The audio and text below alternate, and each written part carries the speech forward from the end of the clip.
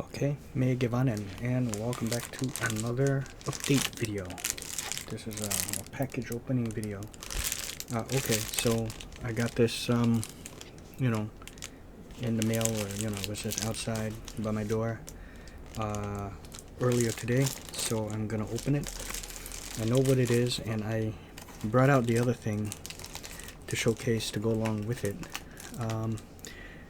I even have the two DVDs somewhere. I don't know where they are now, but I have them, the DVDs, the original DVDs of them. And I'll show you what that is.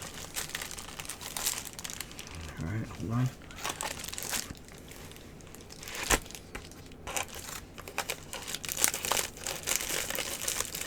And it feels like this has the slip box to it, better than the slip cover. Oh yeah, it does. Oh god. Oh my god, yeah.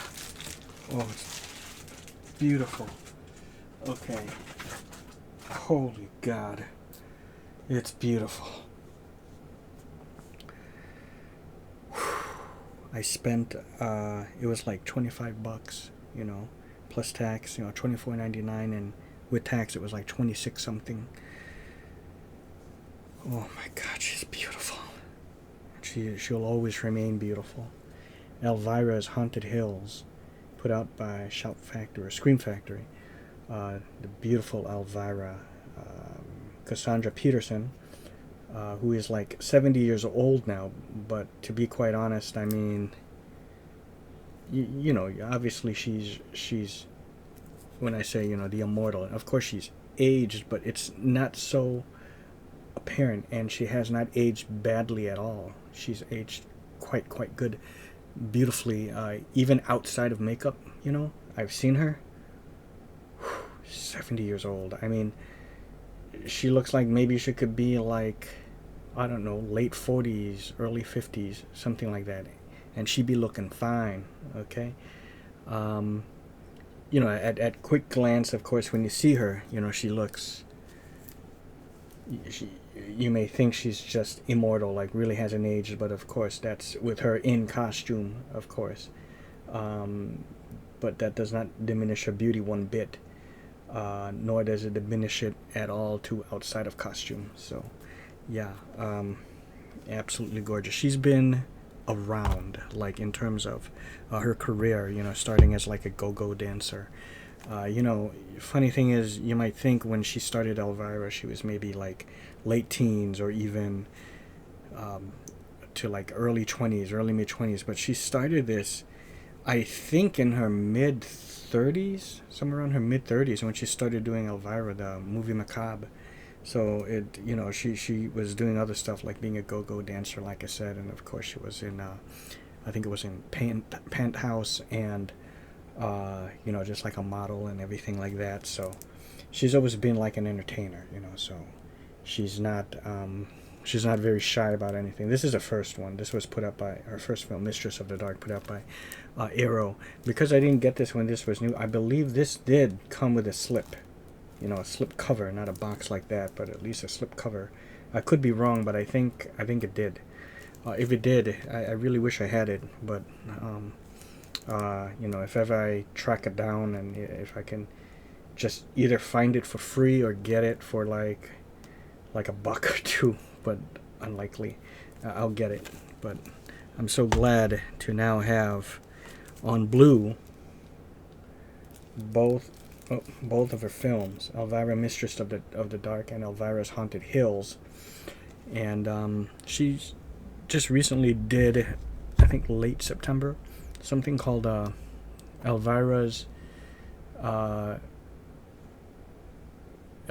very, very scary, very special, and it was like a marathon of 4 movies where she injects her humor. I don't know exactly how it is, like she gives her introduction like in the old movie macabre days, and I think maybe she'll jump in or and inject her humor like somewhere in like during the film. I could be wrong on that, but that style was very much like in her 13 Nights of Horror that I think it originated on Hulu or something like that and then came to Prime. But I've seen those, and those were great. And of course, the movie Macabre stuff, always great. And I think the first film is Mistress of the Dark, her very own film. So how special is that? But yeah, that is it. I didn't have a chance to see that though. That her very, very scary, very special. I've gotta check that out. Maybe I will apply for that Shudder, the 7-day free trial, just to check that out. But once again, here's Elvira's Haunted Hills, and I suppose I'll just go ahead and I'll give the rundown. Basically, it's like she's a traveling go-go dancer, and she like performs like all around the world. This takes place. This is a period piece, unlike the first one where it took place in the mid '80s when the film came out, or mid-late '80s, I think, maybe like '87, '88. This one takes place, I don't know, it looks like maybe the 19th century, somewhere around there, like maybe the mid 1800s or something. And she catches a ride on a coach with some dude, and I think it's the Helzebub estate, and stays there for the night and does some crazy antics. And she resembles the likeness of the recently deceased wife of Mrs. Helzebub, of the guy who owns the place.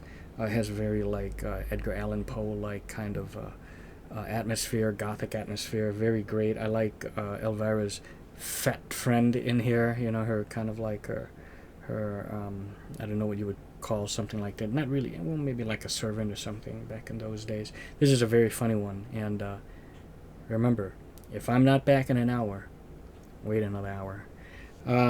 So features, we have new restoration from a 4K scan of the original camera negative. Yeah, I thought I was going to end it, but I may as well read this. New introduction by Elvira, Mistress of the Dark.